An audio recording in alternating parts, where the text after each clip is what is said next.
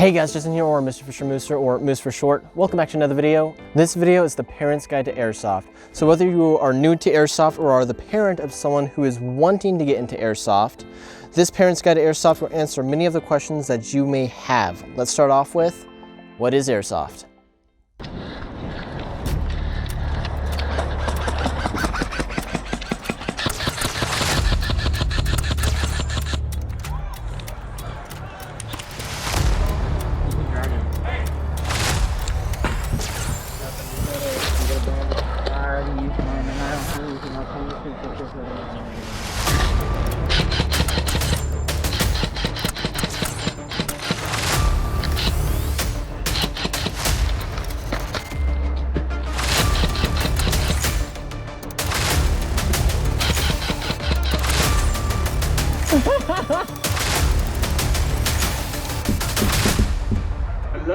Hello? Hello? Red, are you on left? Hold it, hold it, hold it. Cover. Cover, cover, cover.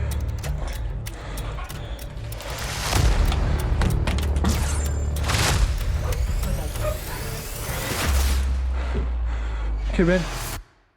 Now, as we go on, you're gonna see me glancing down at my paper here. This is so I can stay on track and make sure I am telling you guys the information y'all need to know and not ramble on as much as I would if I didn't have a cue card essentially in front of me.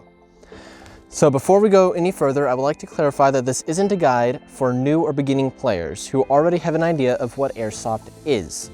This video is for players that have never stepped onto a field before, seen only a few videos, or the parent of a kid who wants to get into Airsoft.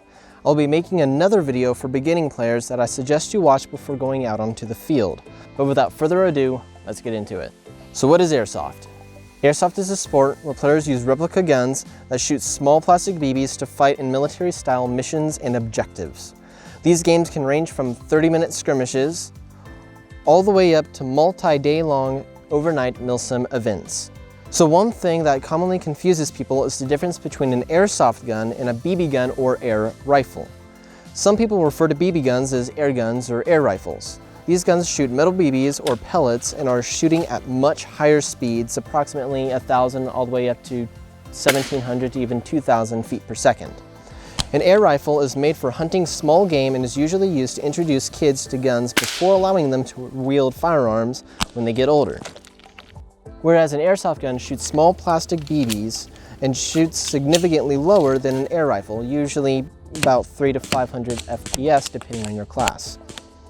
The slower speeds and MED, or minimum engagement distance, make airsoft guns fun and safe for everyone. We will talk more about MED, or minimum engagement distance, and other safety measures shortly. The biggest concern that you as a parent will have is whether airsoft is safe for your child. Ultimately, every child is different and you know their limitations more than they do, and so you got to make that call for your own child.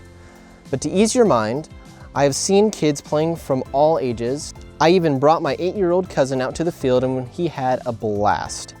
If you stay aware of your own child's limitations, teach them to be aware of their surroundings and follow the field rules, then your child is guaranteed to have the best time of their life playing Airsoft. The airsoft BBs can hurt and may feel like a small bee sting that only lasts a moment if it hits a sensitive spot like the inner thigh, a knuckle, nose, or top of the head. There is, however, an unfortunate scandal when it comes to airsoft content on YouTube. What gets the most views are fights, injuries, and cheaters. Granted, all of these are a possibility, however, they are not near as common as YouTube may suggest. If proper safety is conducted and rules followed, injury is a rare occurrence. In fact, most injuries from airsoft are from tripping and falling, and not being shot. Make sure to check out and follow the field rules for each field you attend to ensure you are staying safe. Like all communities, airsoft does have its fair share of bad apples. The two types of individuals that are usually guilty of causing problems are, number one, the younger guys that think they know everything and that they are the best players in the world and are above the rules. Number two are the players that have been playing for 20 years and take the game too seriously and think themselves to be gods among men. However, most of the community I've found to be some of the most welcoming people, often offering advice and even giving spare gear to new players. A lot of these regulars will feel the need to pass the torch, if you will, on to the next generation of Airsoft players. One thing to take note of is that even though most fields have rules on minimum cussing, be prepared to hear a lot of cussing and vulgar language and crude jokes. Most of the regulars, however, will attempt to watch what they say more around the kids and will likely apologize and stop if asked to do so. As it is with most hobbies, Airsoft can eat away at your bank if you get really into it. Some players spend thousands of dollars on gear to simply look the part. Don't worry, you do not need to spend your child's college funds for them to get into Airsoft. Field registration for most fields is a fair price, and they usually offer rentals of guns and masks.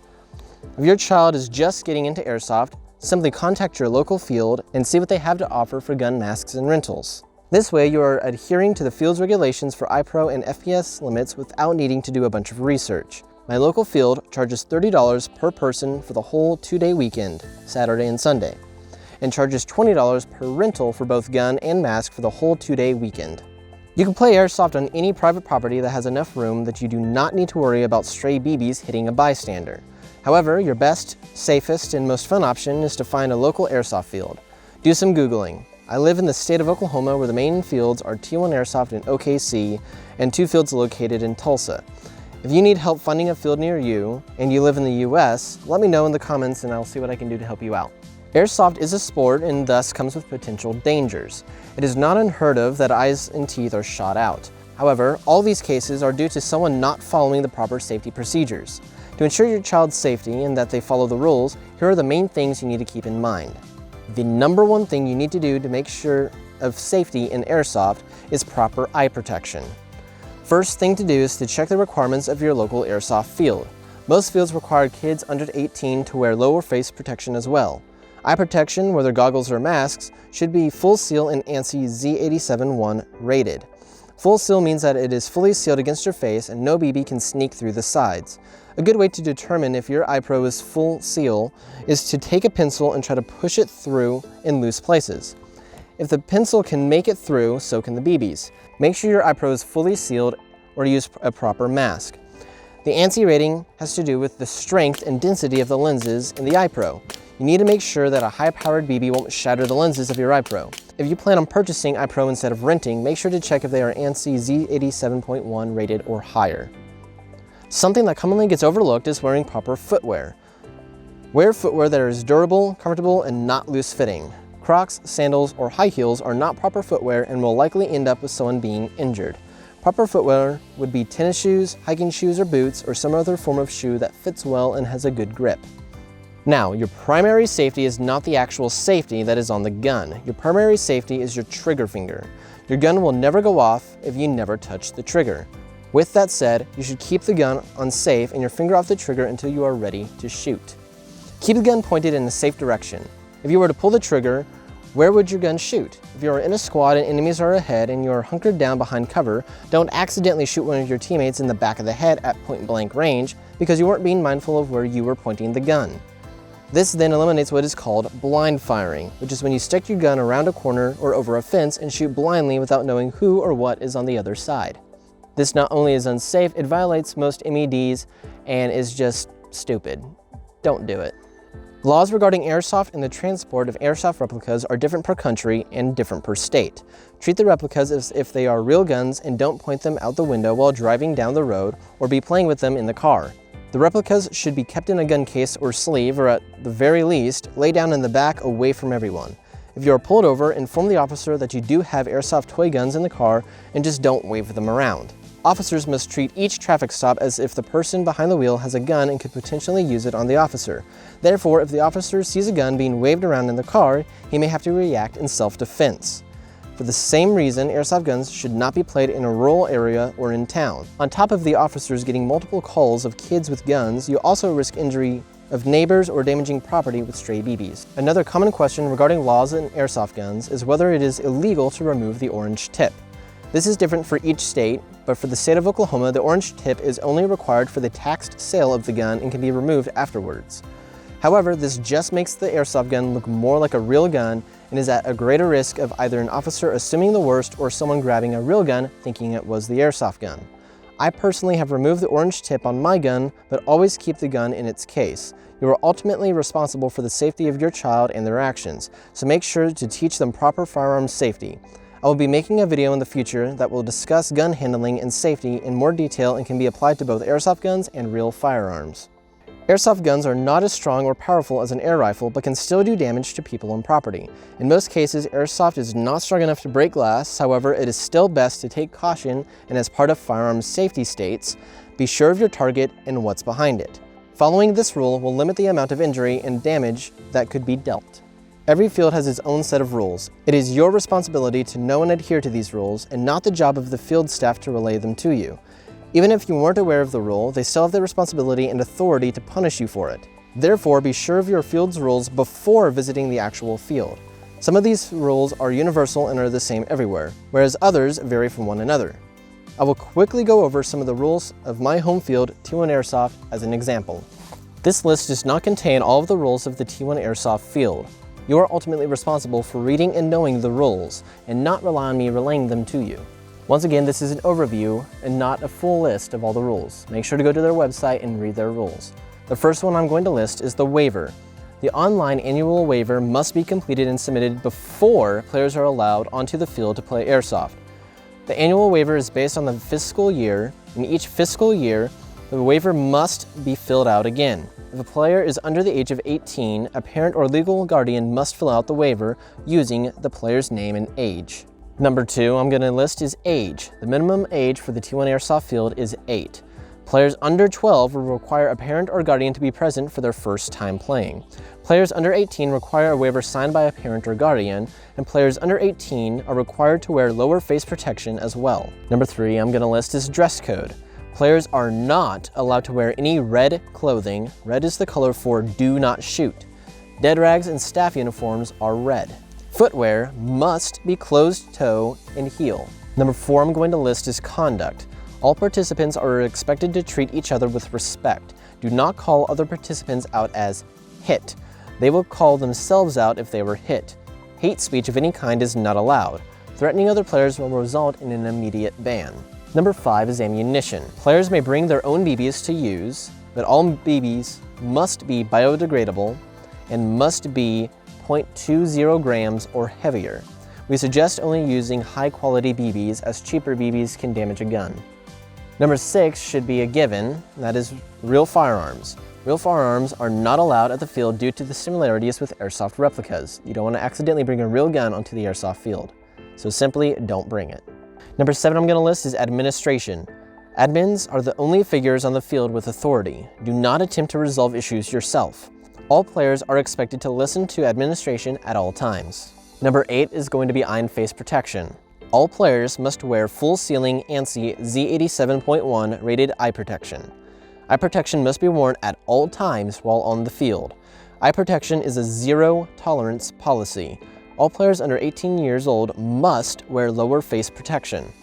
Face protection worn by players under 18 must be BB resistant, plastic or metal mesh. Fabric alone is not enough.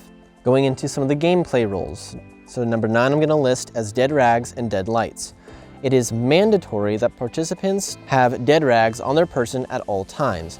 Dead rags are a piece of cloth, minimum of 12 inches by 12 inches in size, to be prominently displayed when shot by a BB during gameplay. A dead rag could be a handkerchief or some other type of cloth that is about 12 by 12 in size and is a bright color red.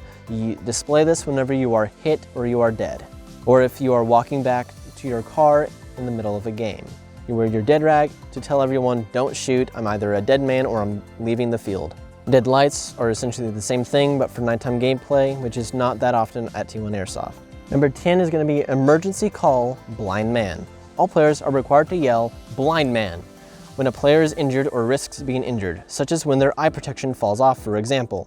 If you hear someone yelling blind man, stop playing, stop where you are and yell blind man. Remain where you are until admin yells all clear, game on. There's a real world emergency, so if someone shoots you in the finger and it hurts really bad, do not call a blind man and stop the game. Blind man is to only be called in a life-threatening situation or someone's eye pro falling off, something that could be a potentially very dangerous situation. You call blind man, take a knee, and make sure you yell blind man, call it up, and wait for an admin to clear the field and say game on before you even move. This is to keep all players safe and organized in the event of an emergency or a crisis. If there is a fire, you're going to yell burn. You're not going to yell fire because then your teammates will just continue to shoot. If there is a fire, you're going to yell burn, burn, burn, similar to how you would yell blind man if there's another sort of emergency. But if there is a fire, you yell burn, burn, burn. Number 11, blind firing. Blind firing is where a participant shoots their replica without aiming, specifically around a corner. Blind firing is strictly prohibited. Number 12 is death in a game. So admins will explain what to do when you die in-game before each game, as different games we play may have different respawn rules. Every game can be a little bit different, and so they may allow only 3 respawns versus unlimited respawns, or maybe it will only allow 1 respawn. So make sure to listen during each game brief to make sure you know what the rules are for death in that game. When you die, yell hit, unless killed with a melee weapon. You're considered dead if struck by a BB. You're considered dead if a grenade explodes within 20 feet in front of you, regardless of whether you are hit by a BB or not. You're considered dead if you are touched from behind by a rubber training weapon. When dead, you must display a dead rag or dead light. So whether it is your teammate or whether it is you don't think you got shot, regardless, or if you were shot by a player you just killed. You shoot a player, he starts walking off, 60 seconds later he turns around and shoots you. You got hit with a BB, call your hit, and then talk to an admin if you think there was foul play. Don't try to engage in the situation. Simply, if you get hit with a BB, take your walk. If a grenade explodes 20 feet around you, call your hit.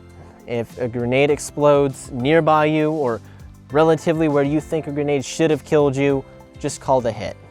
If you think you should have gotten hit but aren't for sure, just go ahead and call the hit. Don't make a big scene out of it. Most of these games have a respawn. Just call the hit and respawn. Don't make a big deal out of it. It's just a game.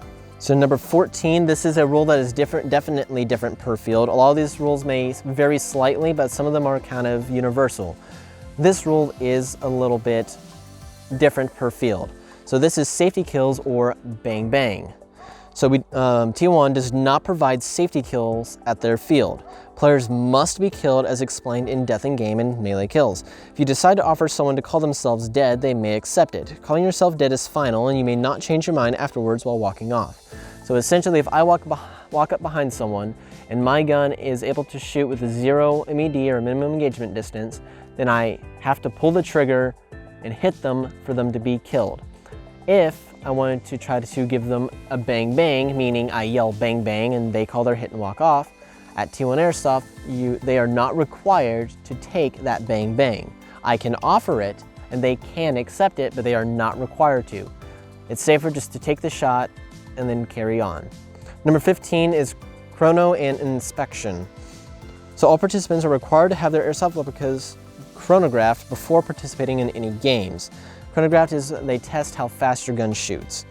Participants are also required to surrender the replicas for inspection to administration if asked to ensure safe replica operations. Some people bring modified replicas, and if an admin asks to inspect it to make sure it is safe for use, let them inspect it. Otherwise, you're just going to be sitting out the entire game or have to use your pistol the whole time, and no one wants to do that. So just follow whatever the admins say. It's their field. Just do what they ask. Failure to surrender replicas to administration upon request will result in removal from the field, and that's a rough day. Number 16 is FPS, MED, and replica classes. So FPS, or feet per second, is the measurement of how fast BBs are traveling as they exit the replica. FPS is measured using a 0.20 gram BB as a standard. Heavier BBs will have lower FPS limits. MED, or minimum engagement distance, is the minimum distance at which you can shoot someone. A 40-foot MED means you cannot shoot someone that is closer than 40 feet to you. Different Airsoft replicas are separated into different classes, each with specific rules regarding their FPS and MED. Refer to weapon class below for more information. And so you would make sure to go to their website, look at the weapon classes, and make sure your gun is following one of the classes, and whichever class you're following, you must adhere to the MED and other specifications for that class. For the final rule I'm going to share, and that would be number 17, and that is grenades.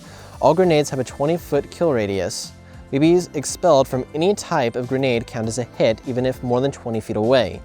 Walls and half walls count as cover against a grenade, however other players, trees, and items do not.